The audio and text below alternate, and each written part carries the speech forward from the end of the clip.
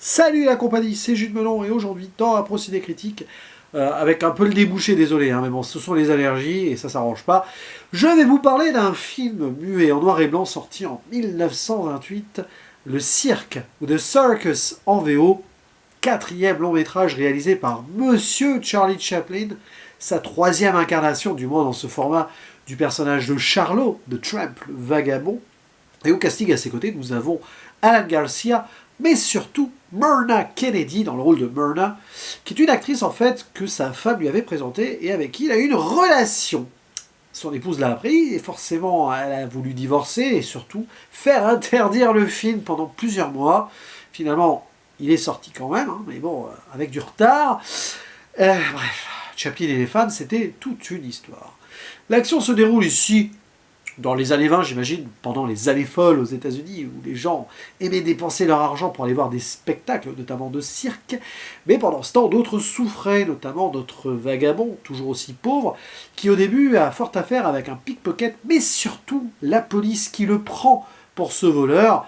Du coup, poursuite à trois un peu rocambolesque. On a l'habitude de ce genre de choses avec Chaplin. Et le Charlot va se réfugier sous un chapiteau où une représentation est donnée. Et il va perturber le spectacle, sauf que c'est tellement gaguesque, avec ce côté guignol, le flic qui le poursuit comme ça, que les gens se marrent. Et le monsieur loyal local, plutôt le patron, se dit, tiens, ça pourrait rebooster mes affaires, vu que l'affluence déclinait un petit peu. Il me faut ce gars, je vais essayer donc de l'engager, ce qu'il va faire. Mais bon, le problème c'est que le Charlot doit apprendre professionnellement les ficelles du métier, c'est pas évident. Faire rire volontairement, c'est pas son truc, puisqu'en fait, on se marre de lui indirectement par rapport à sa maladresse, sa naïveté, et puis les quiproquos de la vie et de la société. Bref, ça va être compliqué pour lui, il va avoir un autre rôle à un moment et perturber les numéros, ça va être amusant et tout, mais il va surtout rencontrer au passage une fille qui s'avère être une écuyère trapéziste, un peu mélancolique parce qu'elle se fait battre par son père, maltraitée par celui-ci, c'est assez dur et glauque, hein. Et donc peut-être une romance va débuter entre les deux, ou pas, parce qu'un autre homme va débarquer, funambule équilibriste, qui va mettre un peu de piment, peut-être tenter ici d'élaborer un triangle amoureux ou pas, je n'en dis pas plus. De toute façon, l'important ici, ce n'est pas spécialement l'histoire en tant que telle, mais la façon dont les gags sont gérés, mais aussi le discours social derrière, comme pour tous les films de Charlie Chaplin. Et pour moi, il s'agit d'une découverte tardive. Je ne sais pas où situer ce film dans cette filmographie qui est très riche et dense, tout ce que j'ai vu déjà, parce qu'il y a beaucoup de réussites. Je pense que c'est un peu plus anecdotique et moins poussé que La Rue vers l'or, Le Kid, ou après Les Lumières de la Ville, et bien sûr Les Temps modernes, mais ça reste déjà, enfin, quoi qu'il arrive ici, un très bon film, parce que on se marre, oui, mais on réfléchit, puis on a tout simplement un témoignage de l'époque, avec ces moments d'émotion touchants, la misère sociale qui est là, et aussi la façon dont sont traités les gens, par exemple, employés du cirque par un homme qui se croit au-dessus de tout, avec aussi une critique de l'industrie du divertissement qui est là, parce que tous ces numéros voilà, ne plaisent peut-être plus autant aux gens, et quelqu'un qui arrive et qui met son grain de sel involontairement va faire plus rire, et voilà, ça détourne les codes, mais c'est... Voilà. Je ne sais pas exactement ce que Chaplin pensait des représentations du cirque à l'époque, mais ici on sent qu'il y a... Voilà, il joue un peu le trublion à l'image de son personnage en créant ce film-là. Après, au niveau de la mise en scène pour l'époque, c'est toujours brillant parce que il y a des trouvailles, enfin, il y a des tentatives assez folles.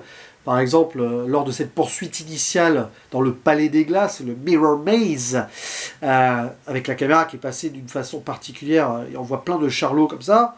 Bon, pour l'époque, c'était déjà bien réfléchi. Et puis à un moment, il y a une scène assez étrange de dédoublement par surimpression, j'imagine, où Charlot imagine son double qui va frapper un autre homme. Enfin bon, voilà. Et c'est assez...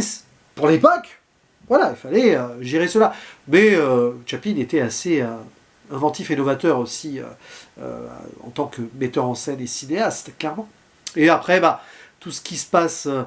bon, voilà, on va pas retenir un sketch plus qu'un autre, mais forcément, tout se goupille très bien dans l'écriture, c'est ça qui est fort. Et c'est fluide, même s'il y a des moments où c'est un peu trop redondant.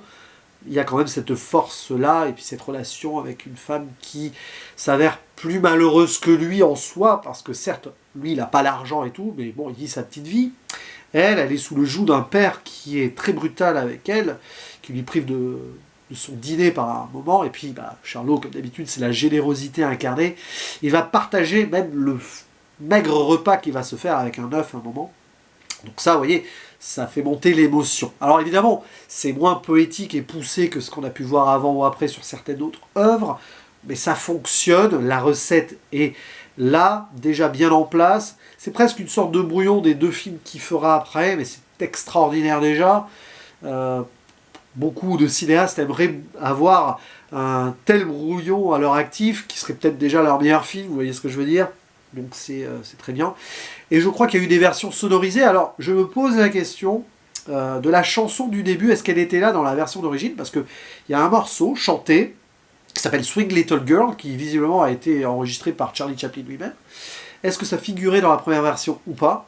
Vous pouvez le dire dans les commentaires si vous le savez. Mais voilà, après il y a eu des versions avec des rajouts sonores et tout. Je pense pas qu'il y ait eu beaucoup d'autres choses qui ont été changées. Ce n'est peut-être un remaster, etc.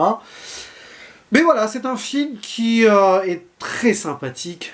Je continue de découvrir avec grand plaisir la filmographie d'un monsieur qui m'a pas longtemps résisté, mais je connaissais plus de réputation et d'extraits, surtout beaucoup d'extraits, forcément, même les temps modernes, hein, voilà, que concrètement avec des œuvres vues de façon réfléchie.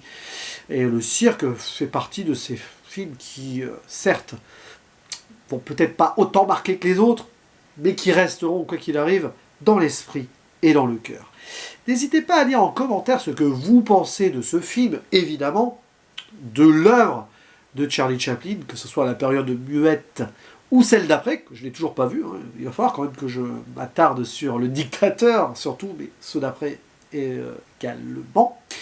Excusez-moi du coup une nouvelle fois pour le déboucher, etc. C'est pas évident, mais j'avais envie d'en parler de ce film là, maintenant, et ce ne sont pas les allergies qui vont m'en empêcher, nom de Dieu. Bref. Allez, je vous dis à la prochaine. Ciao.